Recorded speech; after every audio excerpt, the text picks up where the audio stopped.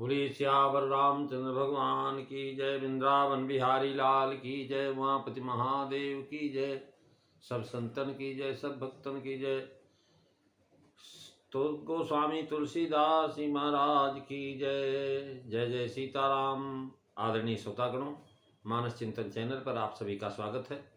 पिछली चर्चा में आप भगवान शिव, जब सती जी उनके पास आई, उन्होंने झूठ बोला, तो भगवान शिव अपने मन में विचार करने लगे कि सती परम पवित्र है, परम पुनीत न जाय तज किए प्रेम बड़ पाप, प्रकट न कहत महेश कछ हृदय अधिक संताप। हृदय में बहुत संताप हो गया।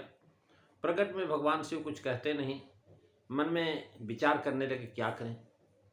सती बहुत परम पवित्र है, क्योंकि इसने अंदर वासना मूलक कोई भाव नहीं था। और अगर जो है महाराज, लेकिन सीता का रूप धारण करने के कारण अब सती को देखते हैं तो इष्ट देवी नजर आती हैं। ऐसी स्थिति में उन्होंने सोचा कि अगर मैं इसको पत्नी भाव से देखता हूँ तो पाप होता है, और प्रेम करने से, और अगर जो है मैं त्याग देता हूँ तो परम पवित्र है, ये भी ठीक नहीं। तो जब महाराज कोई निर्णय नहीं कर पाए तो भगवान शिव ने भगवान के चरणों में मत्था टेका, भगवान का सुमिरन किया। महापुरुषों का यही लक्षण है कि जब महाराज वो अपना निर्णय नहीं दे पाते हैं तो भगवान के ऊपर छोड़ देते हैं। भगवान जैसा अंतर्यामी रूप से सबके हृदय में निवास करते हैं, जैसा उचित समझते हैं वैसा निर्णय दे देते हैं। भगवान शिव ने क्या किया कि जब बहुत संतप्त हुए और निश्चय नहीं कर सके कि क्या करना चाहिए, तब भगवान शंकर जी ने प्रभु के चरणों में सिर नवाया। श्री राम जी का स्मरण करते हुए उनके हृदय में एक ऐसा विचार आया कि सती को इस शरीर में पति और पत्नी भाव के से मुझसे भेंट अर्थात बोलचाल, स्पर्श, विनोद आदि नहीं होने की। शिव जी के मन में यह संकल्प कर लिया कि धीर बुद्धि शंकर जी ऐसा विचार करके राम जी का भजन करते हुए कैलाश पर्वत की ओर चल पड़ते हैं। तुलसीदास जी लिखते हैं कि तब शंकर प्रभु पद सिर नावा, और सुमिरत राम हृदय से आवा, यही तन सती भेंट मोहि नाही, और शिव संकल्प किन मन माही, अस विचार कर्मति धीरा, चले भवन सुमिरत रघुवीरा, मंगल भवनु अमंगल हारी, द्रवऊ सुदशरथो अजीर बिहारी, श्री राम जय राम जय जय राम, श्री राम जय राम जय जय राम। महाराज लोक रीति भी है कि जब एक भी उपाय नहीं सूझता है तो भगवान ही जो महाराज सुझाते हैं। सेवक जब संकट में पड़ता है तो स्वामी ही का स्मरण करता है। यहाँ नाम पद में सिर नवाना और उनका स्मरण करना ये भी प्रयास है कि प्रभु मैं धर्म संकट में पड़ा हूँ, कुछ समझ में नहीं आता क्या करूँ। आप मेरे प्रभु स्वामी हैं, मैं आपका सेवक हूँ, मैं आपके चरणों को प्रणाम करता। प्रभु अपने सेवकों के सोच संकट को दूर करते हैं। हे राम, आपका स्मरण करता हूँ, सबके उर अंतर बसो जानो भाव को भाव। आप तो सबके उर के प्रेरक हैं। जो इस समय मेरा कर्तव्य हो वही मेरे हृदय में प्रेरणा दीजिए। मुझे बताइए कि मैंने क्या करना है।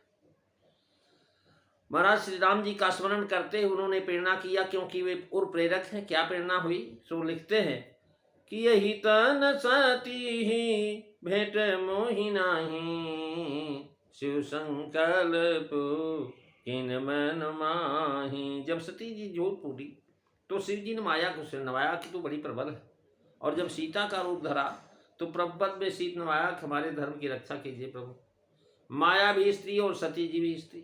यद्यपि स्त्री स्त्री को नहीं मोहित कर सकती, फिर भी माया तो नर्तकी, उसने सती जी को नचा ही डाला, उसने ब्रह्मा आदि को भी नचा डाला है महाराज। अब शिव जी ने संकल्प किया यही तन सती भेंट मोहि नाही। क्या प्रेरणा हुई ये बताया। सो न लिख करके संकल्प लिख रहे हैं, इससे जनाक संकल्प मन में कर रहे हैं। वही बात प्रभु के प्रेरणा से हृदय में आई, अर्थात सती तन में प्रेम न करो, उनके दूसरे शरीर में प्रेम करना, उसका संकल्प किया। यदि हृदय में आना पृथक लिखते हैं। सती उमा अर्थात शिव जी की माया है। महाराज ये परमेश्वरी हैं और शक्तिमान का संबंध नित्य है शक्ति का। मायाधीश और माया शक्ति का जो है महाराज नित्य संबंध है।